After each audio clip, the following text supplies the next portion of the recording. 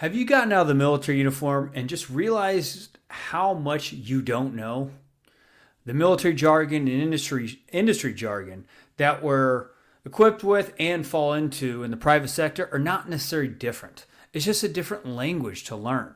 Stay tuned to learn more on how to view money as a tool, increase your communication skills, and how to simplify industry jargon to translate your natural, profitable skill sets the military has already equipped you with, and much, much more. They painted it as a big failure when it turned out to have been a success because the spokesman didn't define for them what air assault meant. So when you have jargon, and it's second nature to you, so you got to think about this a little bit. When you have jargon that's a military jargon, military words, simple as they are, air assault, it means one thing to you. Think about it from the receiver's viewpoint. What do they know about the military? Think about how they're going to perceive it. Today's show is going to be brought to you by Brute Force Sandbags. Are you ready to level up your tactical home training? Well, check out Brute Force Sandbags' brand new Garage Gym bundles and take advantage of your exclusive military discount by clicking the link in the show notes below. Brute Force Sandbags are 100% American made sandbags, gear, and much more. Ambitious Vet, go and check them out right now. Welcome to the Ambitious Vet Podcast. My name is Chris. I am a Marine Corps combat veteran turned social entrepreneur. Here, I dive into the trenches with today's most ambitious, goal-oriented, and growth-minded military veterans on the planet to empower you with the golden grenades needed to break through new levels of satisfaction, fulfillment, and success after stability is no longer a challenge to overcome. Buckle up, Ambitious Vet. It's time to break through new levels of success in your life. It's time to get into the trenches, dig into your purpose, and fire up your life's fulfillment. The Ambitious Vet Podcast starts now. What's going on, Ambitious Vet? We're right back inside the trenches with Steven Natchke. Steve has transitioned from the active duty 4 times. The first time in 1989 and the last time in 2006. He retired from the Army Reserves in 2012. He started his program management consulting business in 2002, and he provides program and project management expertise to organizations that provide goods and services to the Department of Defense. He's based out of Florida, but has traveled from the Far East to the Middle East to Europe to Central America and throughout the United States. Steve, are you there? I'm here. Brother, welcome to the show, man. I mean, you literally transitioned 4 times out of the military? Yes. I was mobilized 3 times. I had my initial stint on active duty, and then I was mobilized 3 separate times. Now, one of those times I was only demobilized for a month, and I knew I was getting remobilized. But technically, I've transitioned 4 times. Wow. I've gone through the process. Interesting. So you've kind of mastered this thing a little bit, huh? A little bit, yeah. It helped having been a reservist and having real life occupation to start with, and it made it a lot easier, a lot smoother. But the first time was more difficult, and that might be a little bit of the focus. But I was on active duty. Had been an infantry officer in the Army at Fort Stewart in Georgia. I got rebranched into the Ordnance Corps.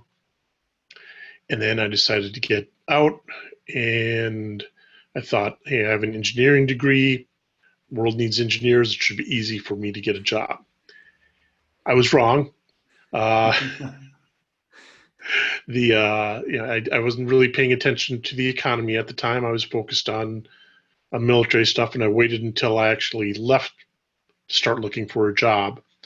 And at the time, we were in a recession.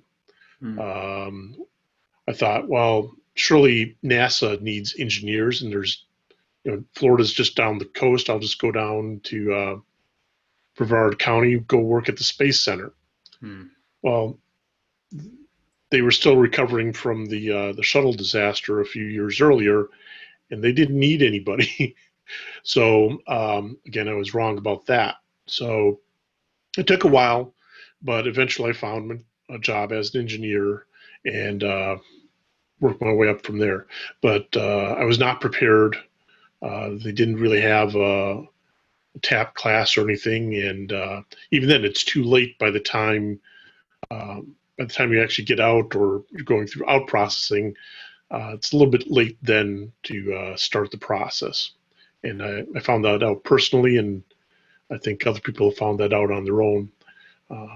So my thought is start 2 years in. So I mean, if you're only going to be in for 2 years, you need to start immediately.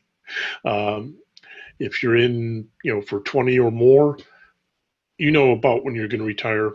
Start looking 2 years prior. Start getting involved with local organizations of where you want to end up. It's used to be a little bit more difficult if you wanted to end up somewhere other than your duty station. But right now, organizations all over are having events, having meetings via Zoom or other remote technologies, and you can participate and become part of the local scene even if you're remote. So if you're at Fort Bragg or if you're at Cherry Point or wherever you're at and you want to go to Idaho, if that's where you want to end up, find a chapter of a local organization. Could be um, uh, even the American Legion, or maybe it's National Defense Industry Association, Women in Defense, FCA, all sorts of different organizations, Project Management Institute, which is what I'm part of as well. There's local chapters that are willing to take you in, and you get your name known before you start that transition. So you can kind of interact with folks who are outside the military and get an idea of what is going on in the community you want to go into, and they'll recognize your name when you get there, and depending on the medium used, they might recognize your face. Yeah, no, I love that practical tip there, Steve, right? Just getting into local organizations that necessarily may or may not have a military association, right? To where you can get in, Right. working, creating opportunity. And the funny thing is, you'll probably laugh at me, but the one that I started plugging into 6 months out was the unemployment office. A lot of free resources, man, and Sure. a lot of workshops. And I'll tell you this, one of the workshops that I attended, if I wouldn't have leveraged the one tip that they gave me, which was write a personal thank you note after the interview, I would have never landed that first job that led me into my first year out of the uniform, right? So Sure. I think that's key to your point, getting into organizations, stuff like that, and creating that opportunity, gaining that knowledge, gaining that wisdom, building those relationships. Wouldn't you agree? Sure. I agree. And, I when we were still doing things in person way back a couple of months ago, uh, there would be people who, I'm retiring in 90 days, and then they'd start coming out to the organization. And it's like, good step, probably a little bit late. Go tell your buddies you need to do this 2 years ago. It's just getting a face and a name in an industry that you want to be in. And there's all sorts of organizations. Some are defense related, and that's primarily what I'm aligned with. But there's marketing, there's human resources, there's all sorts of organizations that aren't necessarily related to the military. Whatever you want to get into, or think you want to get into, and maybe joining those organizations will change your mind and point you in a different direction. But do it early on. Take some of your time instead of heading out to the bar with your buddies. Attend some of these conferences or meetings. Spend a little extra time in the evening talking to folks. Be part of the chat and ask some questions, and let folks know that you're looking to move there in a couple of years, and you're looking for a job, and people will help you out. Yeah, just be vulnerable. Like I think the biggest landmine I hit, and I'm excited to dive into yours after the fourth time that you transitioned in 2006, some of the landmines that you hit. But I think mine was my pride and just learning how to be vulnerable with what's actually the reality in your life. People actually don't take that as weakness in the civilian world. They want to help, and they don't know how to help unless you're vulnerable. So I think just being vulnerable with like what you're dealing with. If you're lost, tell that person that's in front of you feel lost. If you just don't know what direction you need to be taken around the industry that you think you want, tell them that, right? We don't always have to have it all figured out, and I think I thought I needed to when I first got out of the uniform. Yeah, yeah, and part of my problem was I thought I did have it figured out, and uh, I did not have it figured out. yeah. And that's kind of humbling in and of itself. Mm, But by the fourth time, I realized that, and um, at least to an extent. There's one guy who, when I was at CENTCOM headquarters, he always gave me good advice, which I never listened to, and then I thought mm, I should have listened to him. yeah. and So many and people like that. Yeah. yeah, I filled that role for a few people because I've had people come back and say, I wish I would have listened to you, and I'm the same way. There's people who I I should have known that it was good advice and I should have followed through on it, but for whatever reason I didn't. Yeah. So Just the just didn't have the listening to hear, right? But let's mhm, dive into that a little bit more, Steve. In 2006, fourth time you transitioned out of the United States Army, correct? correct. Right. Let's walk through what were some of the key milestones, learned lessons, maybe even some landmines that you learned to overcome after that fourth transition. Um, and also like, you know, break down like kind of like your background, like how you became more in that time to kind of position yourself as an asset into the civilian world, if that makes sense. Sure. One of the big things that I learned early on in my interviews after I got out the first time was that understanding money as a tool is is really important. And I think money is one of the greatest inventions ever. And you don't have to walk around with a sheep slung over your shoulder, lugging it around and trading it for chickens or whatever. You can use money to purchase things, but more importantly, you can use money to evaluate things and their relative priority in to one another. Mm, And it's kind of an abstract way of doing it. It isn't measured in necessarily in terms of pieces of gold uh, or sheep or chickens. You can use it across the board. And we use that a lot in risk management, in project and program management, where you value the risks. You multiply the dollar value, multiply that by the probability. You have a risk score then based on that dollar value, and you can evaluate risks in terms of each other. I know when I was in the Army, at least risk was more about life and limb. We didn't think of it in terms of dollars, but in the civilian world, risk is more or less determined by the dollar value of the risk. It can translate into it can translate into life and limb. It can translate into technological feasibility. Sometimes can translate into schedule, but ultimately it can be measured in terms of dollars, mm, and that's an important tool that you can use. You can use money, understanding how it works, to determine whether or not you're making the right choices. What is the net present value of something versus the net present value of something else?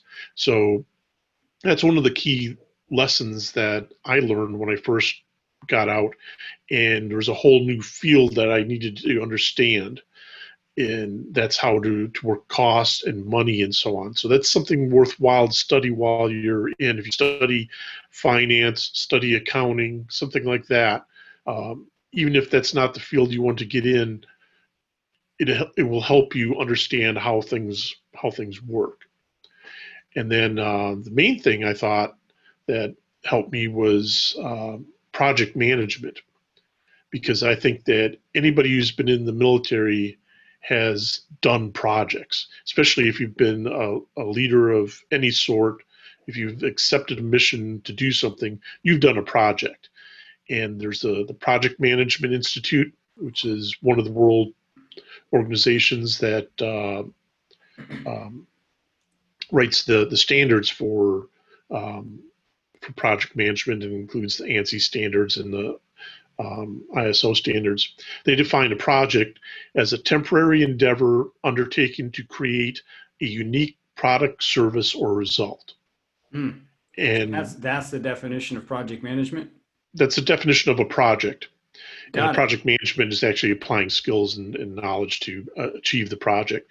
But a project itself that's what the definition is under PMI's definition. And then I think that everybody who's been in the military has accomplished projects. And you've had some past guests on who probably talked about this as well. I know some of the folks who've been on the past doc and so on, they've talked about this.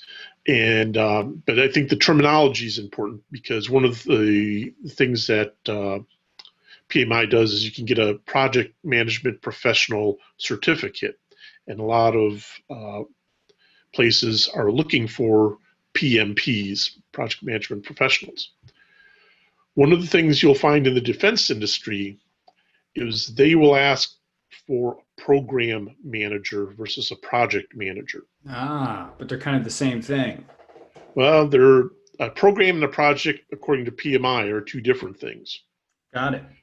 So a program, according to PMI, is a group of related projects, sub-programs, and program activities that are managed in a coordinated way to obtain benefits not available from managing them individually. Okay, so a program is more, in our terms, a company commander could be more of a program manager, whereas a platoon leader or squad leader might be more of a project manager. It's like macro versus micro, pretty much. Yeah. And the thing is, those are the PMI definitions. Now, the DoD definition is different. For them, a program is a directed, funded effort that provides a new, improved, or continuing material, weapon, or information system or service capability in response to an approved need. Okay? And then under project, it says synonymous with program in general usage. So in the DoD area, if you want to stay in that industry, you're going to see, on the military side, DoD side, you're going to see program managers. So on the industry side, you're also going to see program managers, though their actual function by the PMI definition is a project manager. Okay, so that can be a little bit confusing to people looking at it initially. Why do they want a project management professional certification for a program manager? Well, it's namely because it's DoD oriented, and they want program managers to talk to program managers, and that's just kind of a hierarchy thing that's been kept on through years in DoD industry. So, I'm big on using the right terminology. I think, at least when I was a lieutenant, we were all taught, say what you mean and think about saying the right thing. Like when you say, if you were to tell your squad leader, take care of the prisoners. Okay, does that mean keep them safe, feed them, and make sure they're sheltered? Or does that mean, take care of the prisoners? You want to be clear on what you mean.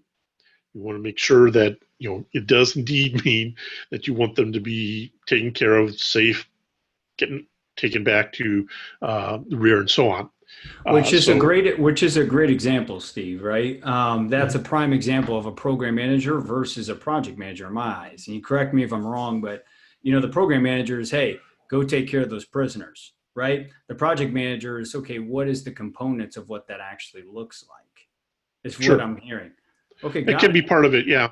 Yeah. And one of the things, the big difference between program and project is many times at the program level, you may have to make suboptimal decisions for a particular project that will help out the entire program.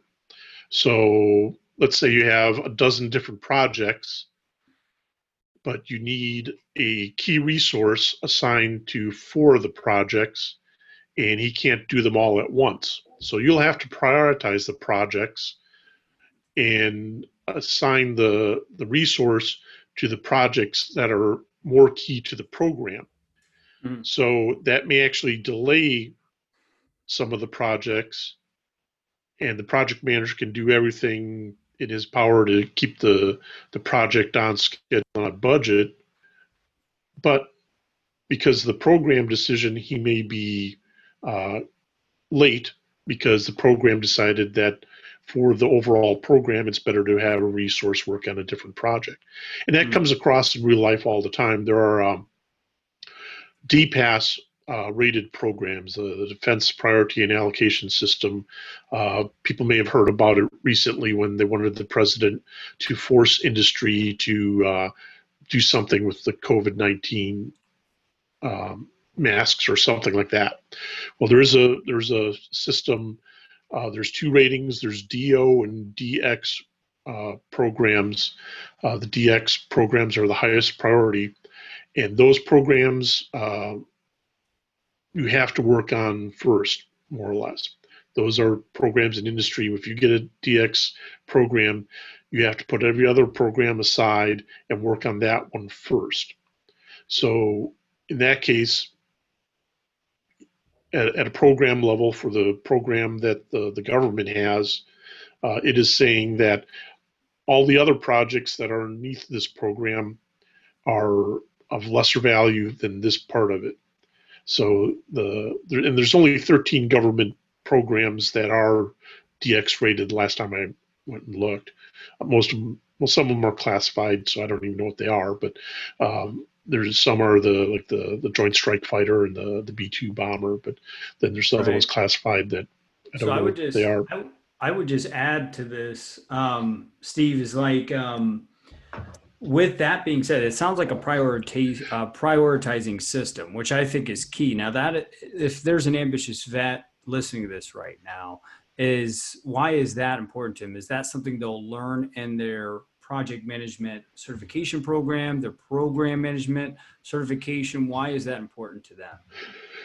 Prioritization is important. Now, the DPAS, that only applies if you're working in the DoD industry, and you'll only learn about that if you are in the DoD industry. And in that case, it becomes very important, and not everybody understands it. So you'll have a leg up if you do. In general, understanding the prioritization is important because as a project manager, your basic job is to be on time, on scope, and on budget. Those are the 3 things you're generally measured by. It's kind of like their KPIs. So while you're striving to do that, if you're working under a program may undercut you in one or more of those areas. So you have to understand that may be coming. You may not have the priority program or priority project, and that's one of the things that has happened to me in the past where I haven't had the DX rated project. Somebody else has had it, so they get first dibs on bringing in the specific engineer or the manufacturing capability or something like that. So, and it can be a different system. The company's strategy may change. And that's where there's another concept called project portfolio management, which is at a higher level, where it's linking projects to strategy, the company or organization strategy.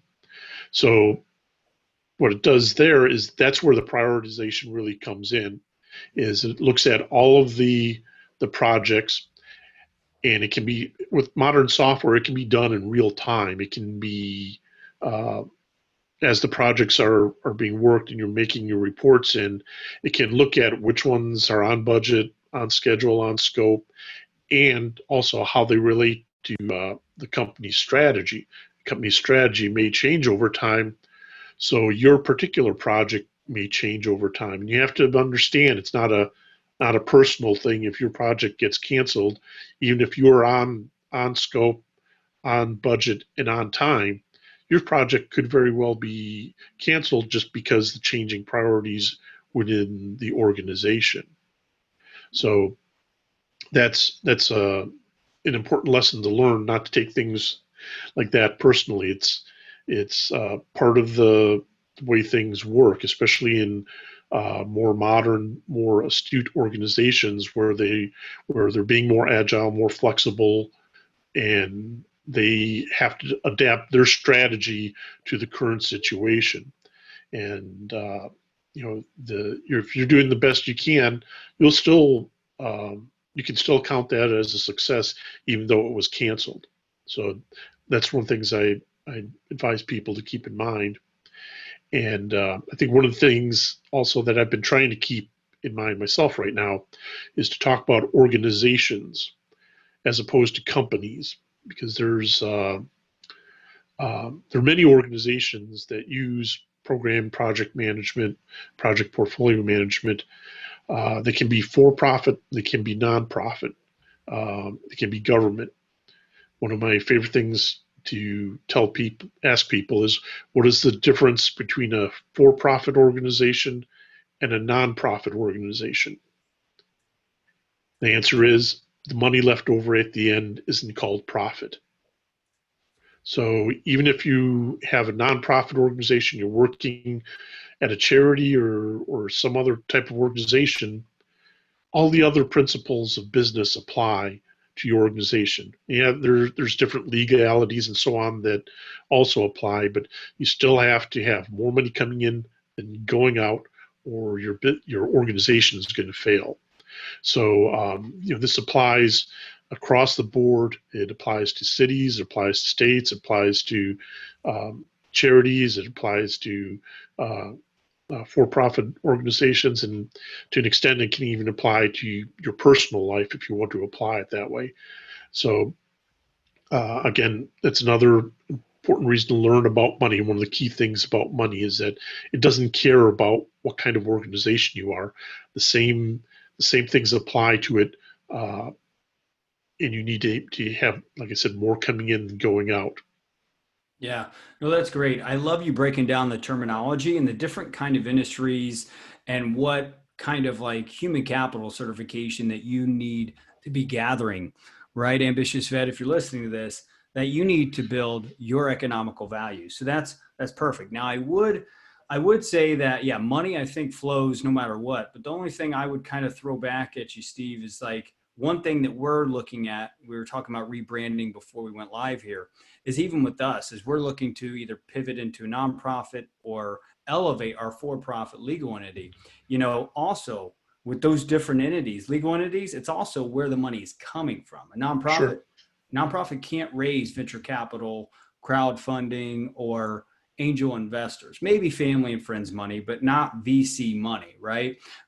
It's different how you actually source the money. But to your point, I just think it's important to know the terminology when you're out there trying to find a lucrative career, or if you're a contractor or consultant looking to become a project manager, program manager, and stuff like that. How do you actually communicate in the terminology that's going to land you that lucrative, fulfilling career, right?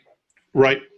You're absolutely right. And for program and project managers, the Project Management Institute really helps you out. They have a lexicon, a book that you can look through, and it helps show you how everything is defined as the project management body of knowledge, which you would study from in general to get your PMP. They actually have a program management professional and some other other certifications for people who aren't quite ready to get PMP or PGMP. So they have plenty of certifications for you that you can get while you're in the military. And the Nice. post 9/11 GI Bill does pay for that, Nice. for those certifications. That's huge. That's awesome. And I love how project management's starting to become like the easy transition for service members. I think it's just amazing to where we can actually turn our passion into profits, as I think Doc, said inside of our interview to your point. But, I want to kind of pivot into kind of like the other thing that we were talking about, our pre-screening conversation a few weeks back, Steve, and that was the other challenge that veterans deal with, to your point, is terminology. Translating their military experience into organizations, corporations, companies, and stuff like that, so that they can actually find the lucrative careers, the fulfilling careers, the impactful work that they want to be getting, not just a job, something that's just paying the bills, right? Which I think a lot of us fall victim on. So I'll throw this back on you. How can we go about translating our military experience? Okay, I think one of the key things, in particular in program project management, is taking a look at the PMBOK, looking at the lexicon, and just jotting down what you do in the military and how that aligns. And that's one of the nicest things about PMI is they're very focused on those sorts of things, and they make things align, or allow you to align. And many chapters, by the way, have military liaisons. So many of the PMI chapters they have somebody who's there to be a liaison, whatever military units are in the area. So you can hook up with them and they'll help you out. And I probably sound like a cheerleader for PMI, but I'm just a member. I'm not on the board or anything anywhere. But I think it is a really good organization. And like I said, definitions are key, and that helps make that transition a lot easier.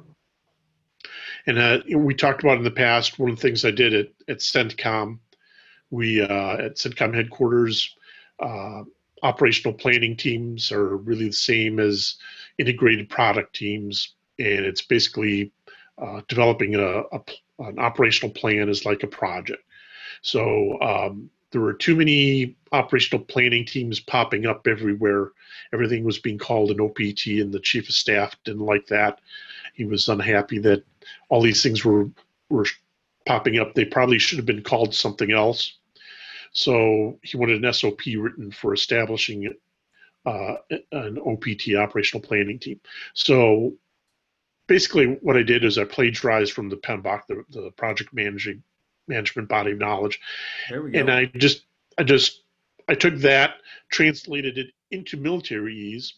It still wasn't quite there, so I had to make it even more military. But basically, I just did the same thing as how you develop an integrated product team or project team. Nice. And they were happy with that. And they cut down on the number of OPTs, and it worked out pretty well. I thought about one story, by the way, just to illustrate. Bring it. Kind of a failure in terminology. Again, it was when I was at CENTCOM headquarters, and I was watching the news, and there was a briefing from, I think it was MNFI, Multinational Forces Iraq press officer, and he was talking, this was 2006, and he was talking about we're going to have the largest air assault since the beginning of the war. Okay. And I sat there, and he kept going on in the briefing, and I'm pretty sure I said out loud, I said, tell them what air assault means. And he kept on going. I said, tell him what air assault means. Tell him what air assault means. And he never did. And of course, that has a very specific meaning. Later on in the day, I was watching the news, or maybe it was the next day, and the reporter was saying, well, that great big air assault that we were promised seems to have fizzled. We've only seen a couple jets and only a few bombs were dropped, though there were a lot of helicopters in the air today. And well, that's, the definition of an air assault is an assault by a helicopter. But they're just hanging out. They're just hanging out. Yeah, and I just knew that was going to backfire, and they painted it as a big failure when it turned out to have been a success because the spokesman didn't define for them what air assault meant. So when you have jargon, and it's second nature to you, so you got to think about this a little bit. When you have jargon that's a military jargon, military words, simple as they are, air assault, it means one thing to you.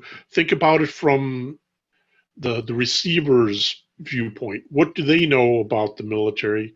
Think about how they're going to perceive it.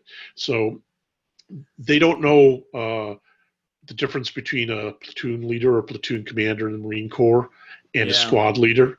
They don't know what a company commander does. They don't know what a battalion commander does. So you have to translate things into terms that folks can understand. That's good, brother. That's good, because I was just going to add, like, an air assault in the civilian world may be a drone coming to drop a water balloon on your head or something, right? So they think of drones, I don't know, but they think of something different, right? Yeah, the reporter was thinking, hey, all these jet aircraft are coming in and bombing things, and he only saw a couple, so he thought it fizzled, but he did notice a lot of helicopters. But and that's all based on the sender is the one who's responsible for the message. You have to take into account the receiver. And I struggle with this all the time. Me too. I think about it. Am I saying what I really mean to say? So it's a work in progress, and I think for people like me who aren't gifted with a gift of gab, it can be a little bit difficult. Other people, it's an easier transition. But I think that for most people, you got to really look at what is it that you're really trying to say, and make sure you actually say that from the listener's perspective. Yeah, no, that's brilliant. And I also love the jargon part. I mean, just for my own life over here in Ambitious Vet, look at an area of life right now that you may feel convoluted because everyone's throwing jargon words, right? I think that's one of the key sources to a lot of the confusion that happens in the military transition. Is one key example in my life right now is we're looking to raise pre-seed money for the next stages of the Ambitious Vet Network. And right now, Steve, man, I'm in all kinds of VC books.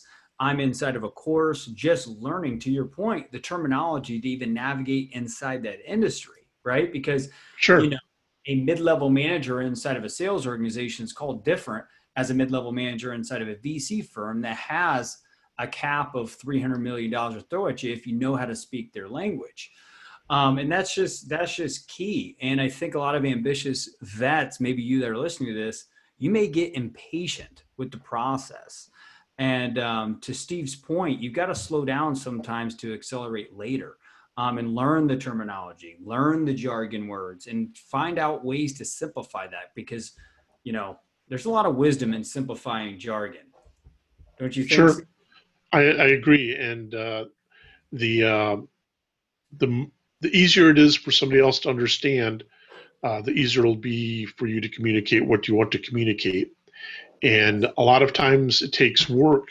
I forget who said it, but he'd written somebody wrote a letter many years ago when they write letters, and he said, basically, my letter would have been shorter if I'd had more time.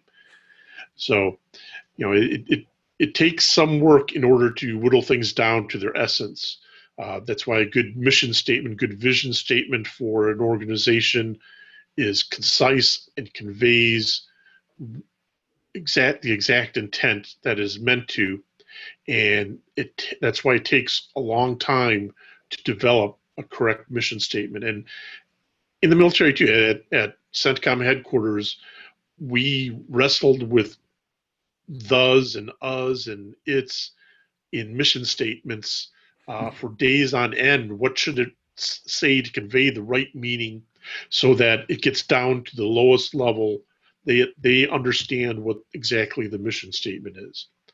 And it may seem easy. Well, yeah, of course, it's 4 words long. How could I not understand that? Well, it took a lot of work to get to those 5 words, because you start off with 100 and you have to whittle it down to the essence of what you really want to say and convey.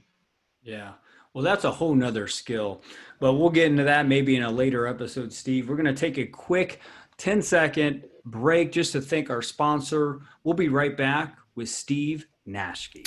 If you're looking to gain relevance in your next venture in the new landscape of the pandemic threat, overwhelming uncertainty, and social distancing, Ambitious Vet, I encourage you to own your life, own your story, and own every room you step inside of through your rooftop story.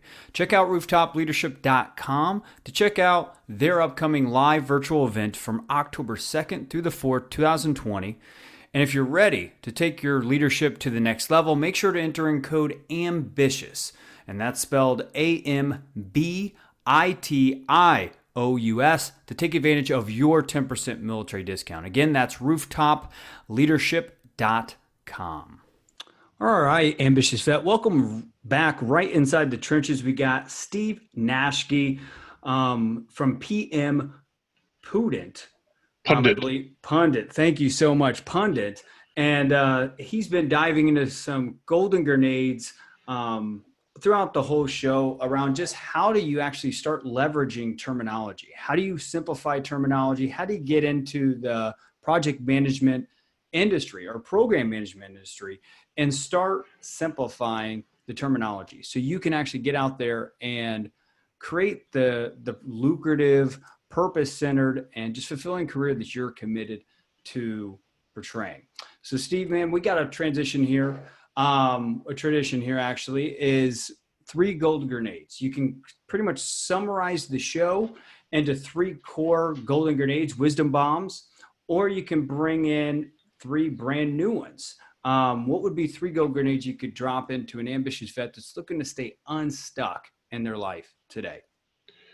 I think the first one would be to understand money as a tool and how it is used in whatever industry they are in order to measure things, and to understand how it drives the organization and why decisions are made. Many times when I speak to people, one of the questions I will ask is, why are you here, or why do you work where you work?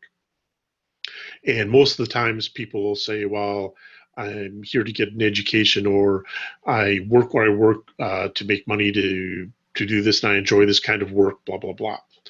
So, and they make the assumption that I assume that they're going to make, that I'm asking from their perspective. So what I challenge them to do is, again, look at it from the organization's perspective. You're working where you're working because the organization needs somebody with your skills, your abilities, your temperament to fulfill a role. You're at school because studying something because industry needs people with those skills and those abilities. So again, it's kind of like with the communicating to a listener. Understand from the listener's perspective, and you'll be able to communicate what you want. Understand from the organization's perspective, and this applies, within the military as well. You'll understand decisions better if you look at it from the perspective of hire rather than just from your perspective. Why are you in the military? Because I'm patriotic, because I want to do this. Well, you're there also because the military needs somebody with your skills, abilities, temperament, and so on. So the military may make decisions that you don't think are right. Same with your organization, but it's based on their perspective. They're right. So if you look at it from that perspective, you'll have a better idea of what decisions are being made, why they're being made, and where they're going to lead down the road. And that's the same with understanding money, because the money drives a lot of organizations.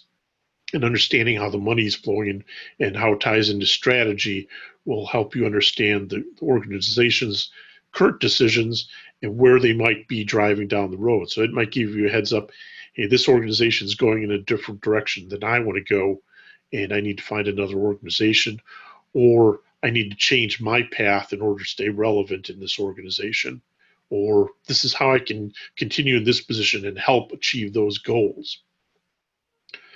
And to an extent, if you're a program manager or project manager, understand how your particular project ties into the program or ties into the company or organization's strategy. Again, that will help you understand the decisions at the higher level of, okay, why are you canceling my project? Everything's been going well. Well, maybe it doesn't align with strategy anymore. So if you understand all the way through, like in the military, you understand 2 up and 1 down, what the mission is. Same thing here. Understand the strategy, 2 up and 1 down, in order to see which way the company is going. So it's worthwhile understanding what the company's strategy is. Actually pay attention to what the mission, the vision, and strategy are, and keep those in mind when you're making your own decisions to help bolster the strategy and become more valuable to the organization. And lastly, something that we didn't really talk about, I don't think we talked about it all, but is learn the software that is relevant to your position, your company. If you're a project manager or program manager, learn a scheduling software. Microsoft Project is probably the most prevalent one, but there's Primavera, P6, and there's other scheduling softwares. But you should understand the software. Understand if you're an Oracle company, understand using Oracle.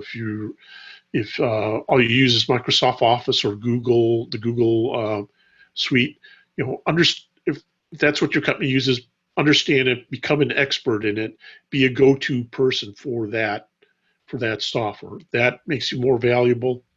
And again, it ties back into the company's strategy. They picked that software for a reason. Usually, a lot of times it may have to do just with money, but a lot of times it can deal with giving themselves a competitive advantage. And if that's the case, then you're being an expert makes you more valuable to the company. And that's something you won't learn necessarily in your first year or two. This is something that you'll start really learning as you move along. And if you become a known expert within the company and in understanding how the company runs, you're more valuable than if you don't know it. Become an essential employee. There you go. Well, Steve, brilliant, brilliant, brilliant. I told you beforehand, I may screw up the name of your company, but it's PM Pundit, correct? Correct. Yep. And where can we find out more about what you're doing? Because it's amazing stuff, man.